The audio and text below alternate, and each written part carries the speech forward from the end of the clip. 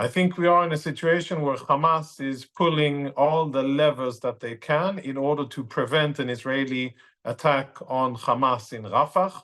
And the tool that Hamas has been using exceptionally well, cruelly and brutally well, is the Israeli hostages. We've seen 3 videos of Israeli hostages released in a matter of days. That is not a coincidence. It is a concerted psychological warfare effort by Hamas to apply pressure on Israeli decision makers in order to avert an Israeli strike on Rafah. They understand, Hamas understands, that if Israel moves in on Rafah, that could be a potentially lethal blow, a decisive blow on Hamas, and they're doing everything they can in order to prevent it. So Hamas wants an end to the war. They're basically saying, we'll give you, Israel, a few hostages, not all of them, not the soldiers, not the men, but we'll give you a few of the hostages, between 20 and 40. Those are the reports. And for that, you, Israel, end the war.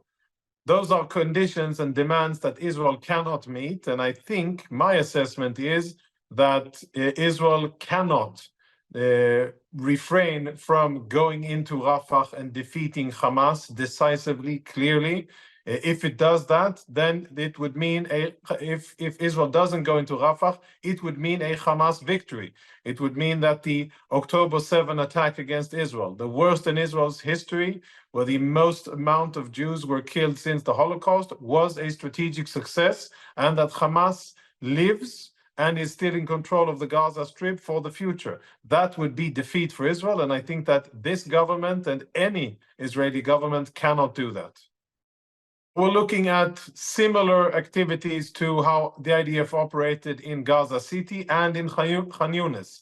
Densely populated urban terrain with significant underground infrastructure, tunnels of various sizes and depth. We're looking at currently the presence of non-combatant Palestinians who will need to be evacuated for their safety out of the battlefield so that they are not affected by warfare. And then the IDF will be able to operate inside. I assess that it will take the IDF, if it applies 2 or maybe 3 divisional combat teams. I think that the operation in Rafah, including taking out the very important tunnels where weapons are smuggled from Egypt into Gaza, all of that included, I think can be completed in a matter of 3 months. What we're looking at is an area that is very restrictive in what it allows any military to do because of the density of buildings and the amount of construction on the ground. It takes a lot of time for any military to go in and to find the combatants, the Hamas fighters that will be using the civilian infrastructure there to fight from, to weed them out and to engage with them and to find where they're hiding under houses or inside houses. And it's not a unique endeavor for Israel. This is urban terrain. Every military that has fought in urban terrain since the Second World War is familiar with the circumstances. It takes a massive amount of troops to go in and fight successfully in urban terrain. There's a high attrition rate, meaning that we anticipate in Israel that there will be lots of Israeli casualties. And sadly, if there are civilians in the area left in Rafah, there will probably be civilian casualties as well. That's, by the way, why it's so important to evacuate civilians orderly and in an organized manner before the fighting starts. And it will be in the interest of anybody that cares about the well-being of Palestinian civilians to help these people out, to relocate to safer locations in central Gaza Strip and in other locations so that they're not in the middle of the fighting. But I think that the Israeli public will be bracing itself for many soldier casualties, and hopefully that number will be as low as possible, and hopefully the amount of non-combatant Palestinians affected by the fighting will be as low as possible as well. For Israel to allow these Hamas terrorists and leaders to escape with their lives intact out of Gaza into relative security in whatever location it will be, I find that a very odd suggestion, and I don't think that it will happen. I think that what we will see after the dust settles in Gaza, after Israel goes in and takes Rafah, is a Munich 72 kind of campaign, where Israeli security organizations will go on a long and very important manhunt to track down each and every Hamas senior leader, whether it is in Qatar, in Turkey, in Egypt, in Indonesia, or wherever they will be hiding. Israel will, I think, spend tremendous efforts in order to get that message across, that once you do such an atrocious attack against Israeli civilians, only one fate awaits you, and that is death by Israeli hands. Yeah, I understand that the government is very concerned with this, and there are frantic efforts, including conversations with Washington, London, and a few other key capitals and administrations around the world in order to avert this. This, I think, would be a very significant blow to Israel's ability to continue to fight, to its legitimacy, to its international standing. I think it would be a terrible mistake. I understand that the prosecutor Khan, is under tremendous pressure from his peers and other and people in that milieu of international law. Many of them are bloodthirsty for Israeli blood, metaphorically speaking, and they want to see active measures against Israel, and they want to see Israel suffer. And I think that the prosecutor is under quite a lot of pressure to do something. And I think that that will not happen as long as the US signals, it doesn't have to do it openly, but signals to the prosecutor that this is not something that the Biden administration wants or think is fair or justified. And that is the key component here. I definitely think that hope that it won't happen, because if it does, it may push Israeli decision makers even to further extremes, and it may cause a rationale of thinking that if by already being very limited in our use of force and by already going to extra length in order to not to hit civilians in combat and in order to evacuate Palestinian civilians out of the battlefield, if even when we do these efforts, we are put on court or put on trial, then why not do what we need to do altogether in a different way? So it could actually have the opposite effect, the desired effect.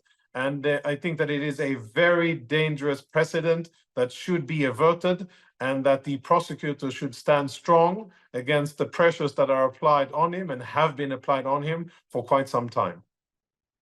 Every day that goes by, Israeli civilians are still outside of their homes. They have been forcefully evicted out of their homes. Northern Israel is empty of Israeli civilians. That is an atrocity against a sovereign democratic country by a terrorist organization funded and run by Iran, using Lebanon as its launchpad. That is a situation that is not sustainable. And Israel, if the world, if the US, France, Germany, and the UN won't be able to create some kind of diplomatic solution that allows Israeli civilians to go home, Israel will be forced to. There's no other way. And what that means is for Israel to use quite significant force against Hezbollah in order to push Hezbollah back. When will that happen? I assess that it will happen only after Israel is over the top in terms of main combat operations in Gaza, i.e. meaning after at least midway of our operation in Rafah, then the IDF would be able to avail itself to deal with a much bigger and much more dangerous enemy, which is holding hundreds of thousands of Lebanese civilians as their human shields. And at the end of this, will be held accountable by Lebanese civilians for the destruction that will rain down on Lebanon as a result of Hezbollah's actions. And we should not be confused. Hezbollah started this on October the 8th. Hezbollah is the aggressor here. Israel is defending itself. And at the end of whatever conflict we will see, Lebanon will suffer, Hezbollah will suffer, and nobody should come and accuse Israel of the consequences that Lebanon will suffer as a result of Hezbollah's aggression against Israel. Both Iran and Israel have crossed their respective Rubicons when it comes to the fight against each other. And I think that there is no turning back. I think that what we saw is the end of round one, but round two is close and imminent. and there are rounds 3, 4, 5, and possibly more. This could be a very long title weight battle, at the end of which, or what's on the table here, are Iranian military nuclear capabilities and Iran's continued ability to fund and arm proxy organizations that wreak havoc all across the Middle East and are trying to kill Israelis and kill Jews wherever they are, whether it's in Israel, in Europe, or in Southeast Asia, or in America. That is what Israel will be focusing on.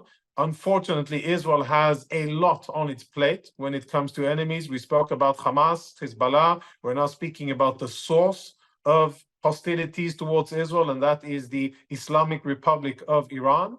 And Israel eventually will have to deal with Iran as well. My hope is that Israel will do it wisely as part of a regional and global coalition, and that it will use the opportunity of fighting Iran in building a coalition with the Saudis and other like-minded Sunni states in the region, and that it will have strong and unwavering American and Western support, because what Israel is doing is fighting for itself, but it will greatly benefit the West, Europe, and the US if and when Israel will finally take Iranian hostile capabilities off the table and rearrange the Middle East into something that we haven't seen since the Iranian Revolution in 1979, basically a region free of the world's largest state sponsor of terrorism, which is Iran. But that is far in the future, I'm afraid.